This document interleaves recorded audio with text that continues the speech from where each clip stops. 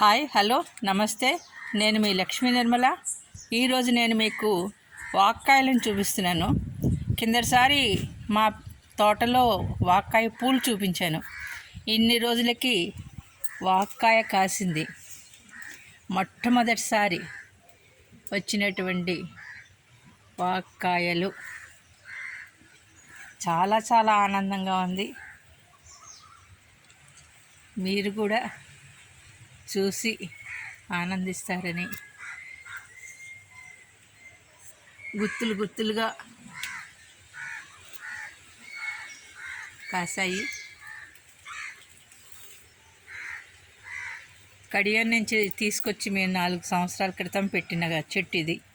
అలా అలా ఉండి ఈ సంవత్సరానికి ఇప్పటికీ కాయ చేతికి వచ్చింది.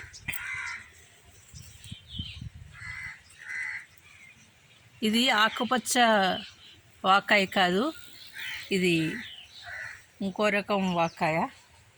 ఇప్పుడు ఆకుపచ్చది తొందరగా ఎక్కువ దొరకట్లేదు, అది నాటు వాక్కాయ అంటారు.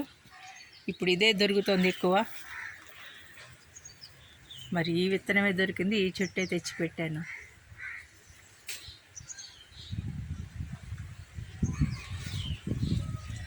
వాక్కాయలు చూసారా? ఇవండి వాక్కాయలు.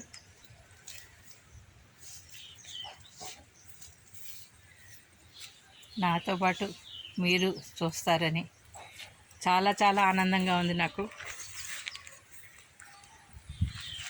మా తోటలో మొట్టమొదటి పంట వాక్కాయ పంట.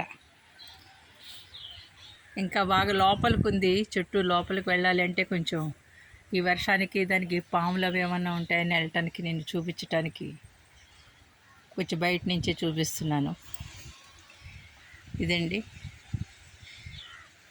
మా వాక్కాయ పంట. దీంతో పప్పు చేసుకుంటారు, పచ్చడి చేసుకుంటారు. ఆరోగ్యానికి చాలా మంచిది.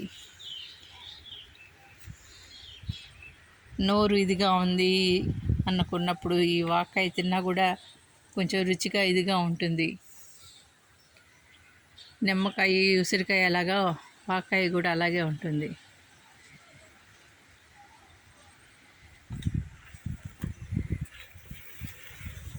ప్రతి కాయలోనూ, మనం తినే ప్రతి కూరలోనూ ఔషధ గుణాలు ఉన్నాయి. ఏ సీజన్లో కాసే కాయను ఆ సీజన్లో తప్పనిసరిగా తినాలి. తింటేనే మనం ఆరోగ్యంగా ఉండగలుగుతాం. కుదిరినంత వరకు ఎరువులు వాడని వంటకాన్ని తినటానికి, కూరలు తినటానికి మనం ఇష్టపడుతూ ఉండాలి. చూసినందుకు సంతోషం. చూడండి, ఆనందించండి, లైక్ చేయండి, సబ్స్క్రైబ్ చేయండి. Thank you. Me Lakshmi Nirmala.